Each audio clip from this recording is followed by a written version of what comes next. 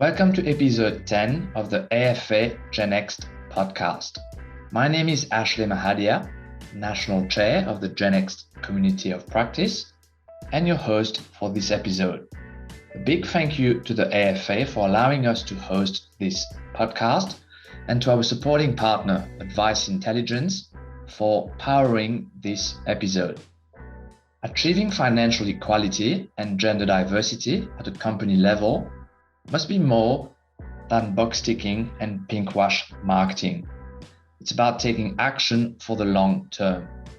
In this episode, we speak to John Cashia and Tim Henry, two financial advisors and business owners who have taken significant steps in creating a safe environment for both their female clients and employees. John and Tim, welcome to the AFA Gen X podcast. I really look forward to your insights today. Thanks for having us. Right, let's get into it. John, how did you enhance your business practices to better cater for female clients?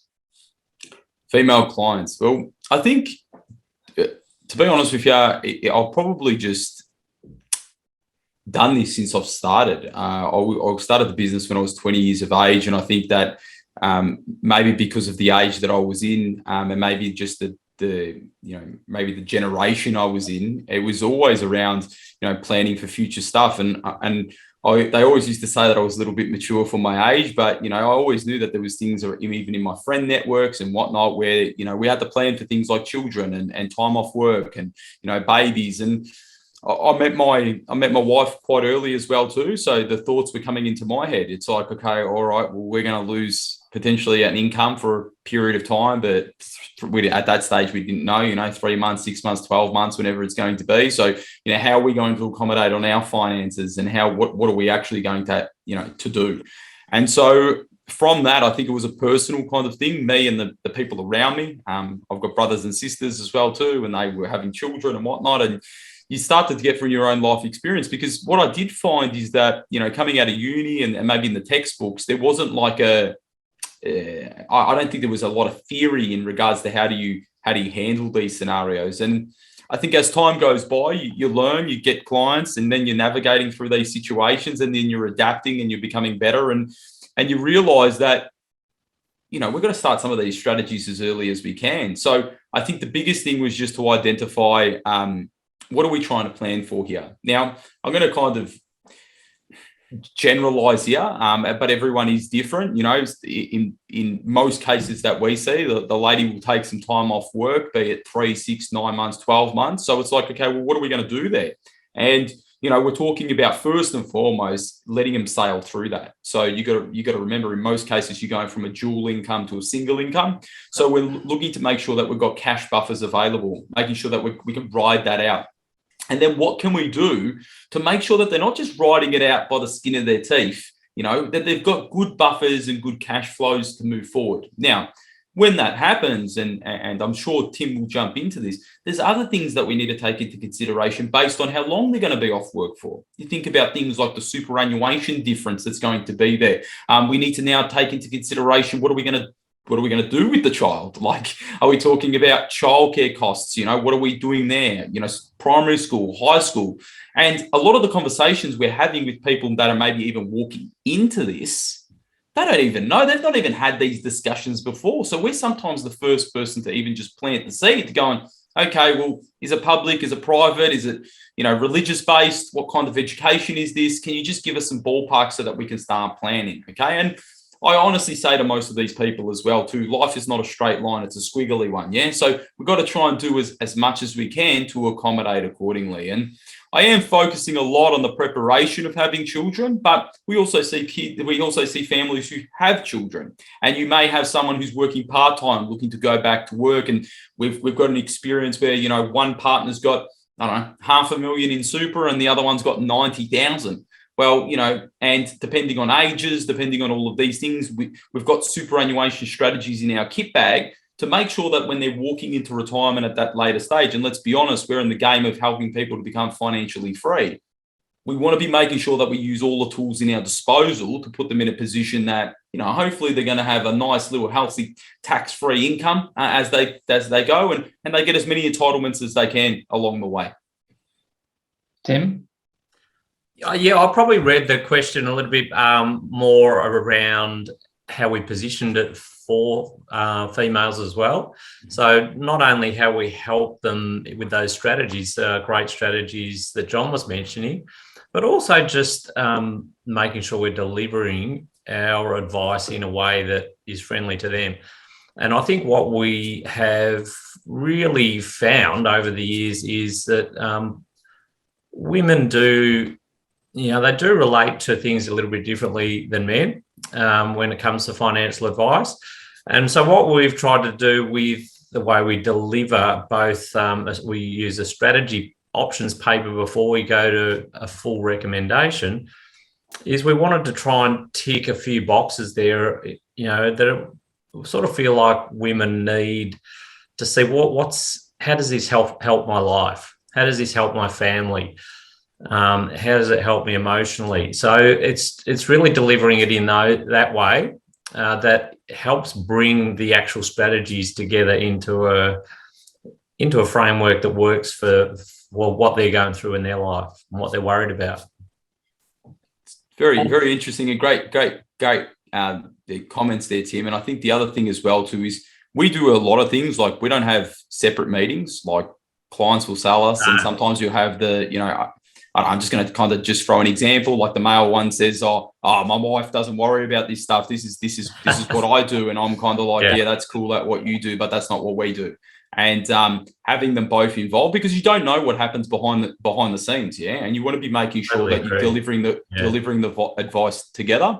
And I think Tim as well too. We're also in the people game as well too. So people have different personalities. They learn differently. So I think even myself and obviously my staff, it's working with them to try and make sure that we provide clear, understanding information or a clear understanding to these people so that they consume it the way that they can. So, in our practice, we use a lot of visuals. So, when you're using that strategy paper, we're doing it very visual. So, we're walking through these scenarios. Oh, okay, you want to go back down to 3 days. Well, this is what it actually looks like. And you're right. I don't know. Please, I'm just going to be stereotypical here. The guy's like, oh, I want the Tirana in 5 years' time. And the wife's like, mate, we don't want the Tirana. We want to put these kids into that education. So being able to do those trade-off discussions as well, too, helps a lot in the couples. Now, I think the other one, Tim, and we've probably got to discuss as well too, is that we also see a lot of divorcees as well too, where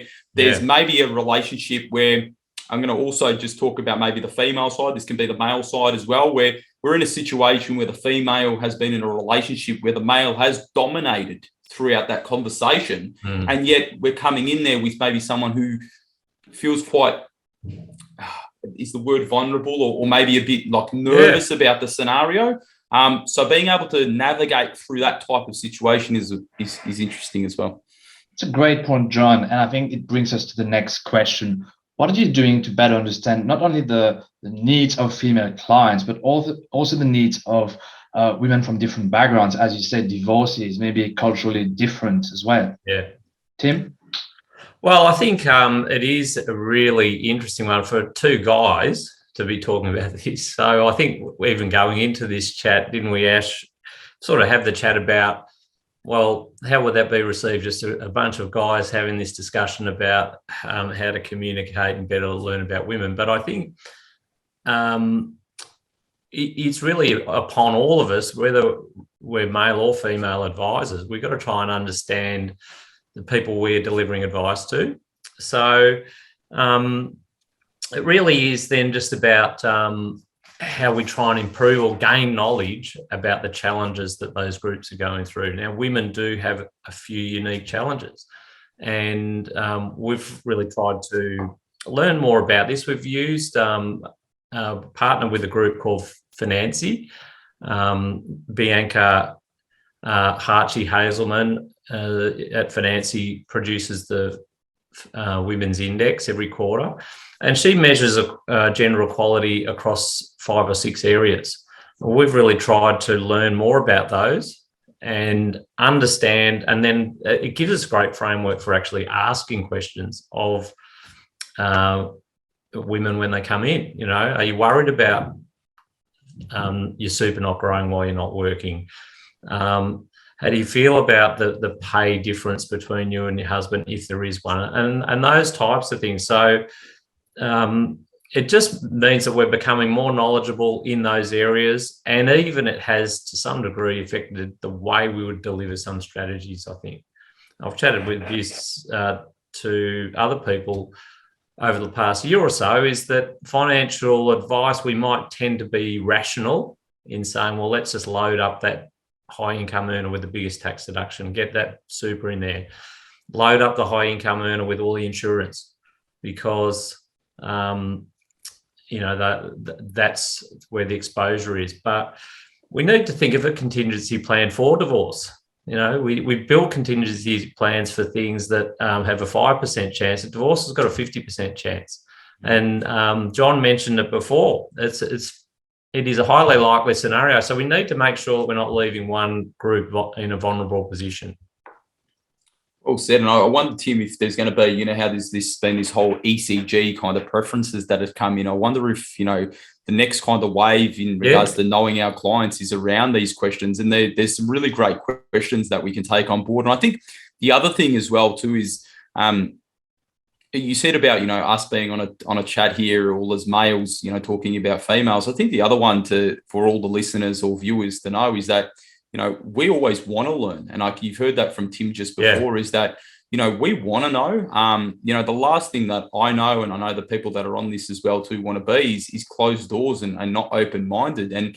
And for us, you know, I'm very close to a lot of great female financial advisors who help me to guide me through this as well. One of them is my co-chair on the AFA, Delene Jacovides. And we speak all the time about this stuff. And she's actually exposed me to a lot of things that I was completely unaware of. Yeah. And it's not because I wanted to be, you know, something. It was more that I just didn't know. Yeah. And curiosity. So the more we talk about this and the more we kind of ask the questions, I think everyone will deliver better advice. Well, I think, Ash, the whole point of today's chat really is that, isn't it? To try and, I guess it's to encourage our male counterparts to step in and have those conversations too. Exactly right. And as business owners, can you explain why it's so important for a financial practice to lift their game and upskill their team on this topic? I think it goes outside of our businesses as well, Ash. Like, let's be honest, that us as just humans need to be at this level. And so regardless of if it's your business or if it's your community, I see them as the one that as the same thing. So I'd only be working with people who want to improve, because that's the ideology of the business and the values. And I'm sure that resonates with Tim as well too. Oh, look, I think it's just good practice, isn't it? Like, you're delivering service to people. You want that to be in touch with their needs, and quite clearly being upskilled in these areas is really, really important, so that we're not just delivering good advice, but delivering it in a way that is easy for them to receive, with whatever pressures they've got on in their life as well. You know, it can be particularly, I think, important, and we'll probably touch on this through this process, is a lot of the people that do might work in a financial advice business might be mums, or might be have a family of their own. So they can relate to some of the pressures that might be going on for our clients, which is really important, I think. And can you give me an example of what you've done internally with your teams to help them upskill on this topic? We'll start with you, John. Yeah, I think the biggest one for me is that I was first thrown into it. You know, I wanted to start a family myself. My wife was in the scenario as well too. So very early on, just simply because of the age that I started in the business, it was topic day, like nearly day one from when we started. But also there's been key people in my business that have had a young family, and I never saw myself as looking at things like differently. It was just, oh my gosh, yes, we've got to take that into consideration. If we're not we've got to take that for consideration. Well, we've got to take that in consideration for all of our clients who are going through this scenario. So we've got 1, 2, 3, 4 part-time mums. Okay, just to put it in perspective. We've got myself, who doesn't miss certain events for my children. There's certain pickup things that I need to do. There's certain occasions that I need to do. It's just the thing of being a parent. Also, there's other unique things that happen from a female side that require some adjustments, and we adjust accordingly. And I can tell you, by having that level of flexibility, not just for the females, but for parents and other people within the business, it pays the business back in spades, because you're not just looking at them as a number, you're looking at them as a person and who's a family member, and those are the people that we want in our business. I think exactly what you say there, John, about it's not just the females. So like a recent example, even this week, one of the men in our team, Leandro, he's a father and has been for around 10 months. And his partner's only just getting back to work from maternity leave. So they've had to juggle a couple of things. So he needs a couple of mornings off now to allow her to go back to work. So this is where it's about supporting the family unit to get back to work. And that might need flexibility for anyone in your business. I really do think as well, like we've had some great staff members over the years who have been mums, and as John said, flexibility is the key thing. If someone's homesick, if someone's a child's got a concert at school or whatever, just roll with that, and we've just found that the loyalty factor is huge there. The other thing that I think has been really great, even from some of the projects we've run in our business when we're trying to improve our service, is great for anyone that's part of a family, is to say, well, what would you want to, if you were getting the advice, what would you want to see? How would you want this estate planning to be delivered to you? How would you want this discussion around superannuation to be delivered to you? What are your worries? They can really then help shape what we do. And so I sort of think that becomes a great thing as well within the business. Thank you. I think we've started talking about this already, but what can the financial advice community do to better help female staff progress with their careers? And as business owners, again, what have you done to help your female counterparts? John? Yeah, so Joanna, who, if they say that I'm the brain of the business, she's definitely the heart and the soul of it. She had a business degree before she started, went off and had bubs, and we've actually encouraged her to then go back to uni now and actually continue her financial planning. And so she's going to, at the end of this year, be fully qualified as a financial advisor. Now, it's taken time, as you could probably imagine, but we've fully supported her. She could have given us an extra day, and we said no, that we don't expect that. If you need that from a financial perspective, obviously we'll talk about that, but we want you to get your studies and get that underway. So it's just a higher level of flexibility. I think when you guys were talking around the flexibility and stuff like that, I was trying to actually think about one of my staff members that it's on a traditional 9 to 5, and I actually can't think of one. Yeah. So when we're talking about these things, it's just more flexibility when the family comes. So, I know, because we see things, and I don't know, Joanna, as an example, I see a clock on 11 o'clock at night. Yeah. And she'll knock out a few things. But I know that's because maybe she's had a rough day with bubs. Yeah. And she's had to sort out bubs. So I think just once again, having those increased flexibility in regards to education. And also, I think the biggest thing that I've had to start doing is also working with the whole team on making sure that people don't burn out. And I think that when we talk around education requirements, we talk about flexibility. I also don't want, say, Joanna working till 2 a.m. in the morning and having a baby wake up at 4 a.m. in the morning and she's not sleeping. So just trying to make sure that we don't have too much on their plate. And I think where the financial services industry also needs to help as well too is we've gone from hardly any education to pretty full-on education. But I think what's happened now is that there's this gap between, well, what about these people? What about these people who have years and years of experience? And I know a lot of the experienced advisors have this, but is there an in-between? Is there not like a fully fledged financial advisor? I don't know if it's like a associate degree or whatever it's going to, I don't know what that is, but we do need to work on the nothing to financial advisor now. There needs to be something in between. Tim? Ash, I sort of think on two themes there. I like what John's saying about education, but I might start with the sort of the unpaid work part, because what we know from that Financie Women's Index through Bianca, she measures how many years it's going to take for women to reach equality in various areas. Now, the worst outcome on those is unpaid work. That's got 59 years to reach equality, which is horrific, really. And so what that means about unpaid work is all the extra things that the family needs to achieve in an unpaid sense, like doing the shopping and picking up kids and all that sort of thing. Now, women do the lion's share of that.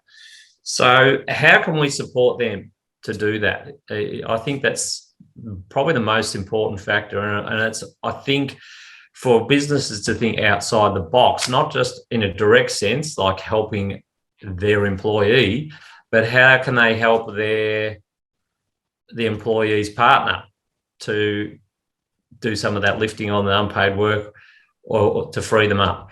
I think education is a big one too. So we know that education is one of the things that then feeds into, as a starting point, the gender pay gap and then the gender super gap. So if women can continue to develop themselves in different areas, and education can be anything. It doesn't have to be formal.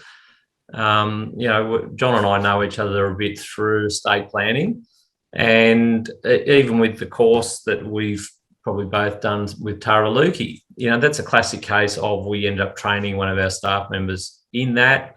She's now an estate planning expert, no qualification, but she knows everything about estate planning, and she can talk to our clients about that with me and help deliver that to our clients. So I think she's been really excited to get involved in that. And so all these different opportunities to learn, it's really important.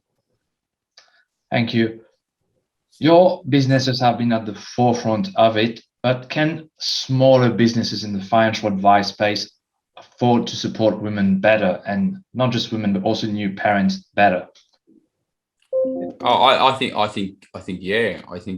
my own journey kind of is a reflection of that. When Joanna first started with me, I think there was only 3 or 4 of us at that point in time, and we adjusted accordingly. I think that the next person we got was another mum who was going to job share with her. So I think we just need to think. You just need to think a little bit smart outside the box. But also as well too, Tim makes a really great point about, supporting the unit. Okay. So what these people need to look at is not just looking at the employer, but what does the unit look like? And how can we work together to support that unit for a win-win for both? And in some cases, it does not need to be money. Okay. No. That is the biggest thing when it comes to a small business. It's like the cost. But if you start talking openly, and which we've always wanted to do, talk very openly and honest, I think that's a really good start to getting where you need to get to. And I actually don't think you can afford to not look at it, is the other thing. So if you I agree with that. Do you know what I mean, Tim? If you thought about this, if you think about it, you can't not, like, if you're going to avoid it, your business, I would imagine, is not going to be around for too much longer. And we're definitely in an environment where employees are going to command a lot more power, because everyone's short-staffed. It doesn't matter what industry you're in. So if you're not going to be a great place to work, you're going to have a lot of turnover. So I sort of think in that sense, we just have to continue to, as John said, support that unit, and we've just got to continue to evolve that. every chance we get, I think we just got to be having those open conversations about not just the direct employee role, but how does all this work for you, and how can we make it easier for you to deliver this great work? Thank you. Well said. We've just had an election and a new government. From your perspective, what can be done from government to bridge the gap? We have a massive pay gap, gender pay gap in financial services. What can we do, or what can the government do there to try to bridge that gap? I thought I might just jump in there, Ash, because I did mean to say in the previous one as well, is through again harping on Financy, and we've actually signed something that they call the Equality Pact, which means that we've got to live up to certain values, and then we've become more educated in those. One of those is, so we're in this position this year for the first time where someone's going on maternity leave, and now understanding all about the gender pay gap a lot better, the superannuation gender gap is, well, are we going to step up to the plate and pay super on the government's parental paid leave? And given that we actually do super for a living, seems pretty hard to back out of that. So we are going to do that this year. So for the first time, which will be interesting. But I just do think that when you look at where some of these gaps are with the government, it definitely is around childcare. You know, I think most families are screaming for more support there because there's no doubt that many people are struggling with that choice of saying, well, what is the point? Childcare is going to cost me so much. I'm only going to make an extra $50 a day or $50 a week. So why don't I just stay at home? And that's the worst outcome, because that stops you developing those skills. It stops you getting that education. So more support there would be good, I think. And I definitely think super to be paid on the parental leave is really important. I was going to say, I wasn't warned to talk about politics. I don't know how long we've got left on the podcast, but but the reality is that I think both governments were fully aware of the situation. It's not like they've walked into a situation where they're not aware of the problem. And from all things that I understand, the TL Army are pretty strong in regards to what they want to happen in regards to this space. And also, I think Albo and his team are going to have to listen as well too. So I'm hoping that, you know, the things that Tim said do come to light in regards to superannuation being paid on paid parental leave. I think childcare, it's really early education, isn't it? You know, and it has just so much added benefits to helping against this, like we're talking economically now, but, you know, you think about these shortages that's happening across the country. The more people that we have sitting at home and not putting back into the workforce, well, that's affecting the economy overall. So I'm sure there's some good actuaries out there that can work out the numbers to make it an economic decision for the government, and hopefully then they can put pen to paper and make light work of. They've put funding to worse things, I'm sure. And really the other thing as well too is that we also don't want to discourage people from not having children as well too, okay? So if you take it from this perspective, you don't want it to be a situation where people are not having children just because of the financial burden that's causing them. I'd love to really believe that there's I know there is always going to be a link to that, but I would hope that the link is not as full on as it is now. We have some clients that are literally like, no, we're not having that second child or not that third child because it's financially at our detriment, you know, too much. And I just would love to see, because I am a family man, I'd love to see just that the link be a little bit, not as much to financial decisions. Your final words, Tim? Look, I just think I'll take my hat off to you, Ash, for having this session. I just think for all of us, it's just about talking. It's just about uncovering some of the challenges that women face. And as guys, it's really easy for, John said that the stereotypical before, and we can be stereotypical guys and just go, "Oh, she'll be right," and that doesn't really affect me. So I hope they sort that out. We've all got a role to play here, and that role is for guys, I think, is to become more knowledgeable and to start talking to our whether it's our partner, whether it's our spouse, whether it's our employees, about what are the unique challenges that they're facing that we as males may not be fully aware of or really understand the impact. So and I'll keep harping on Financy, but that is a great initial tool just to look in on that, some of those inequalities and get a better understanding.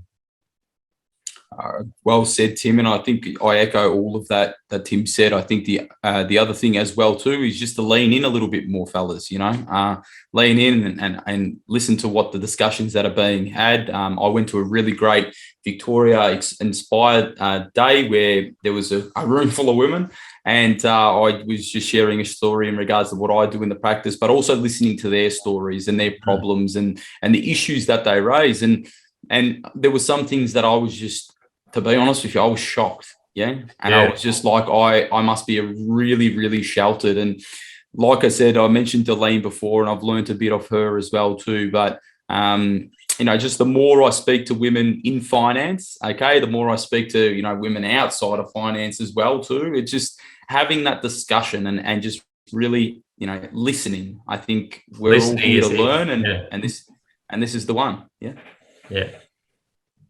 Thank you so much for being on the AFA Gen X podcast and for your great insights.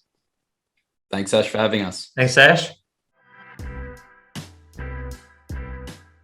We hope that you've enjoyed episode 10 of the AFA Gen X podcast. A huge shout out to John and Tim for their insights on this important topic. Thanks again to the AFA and Advice Intelligence. See you soon.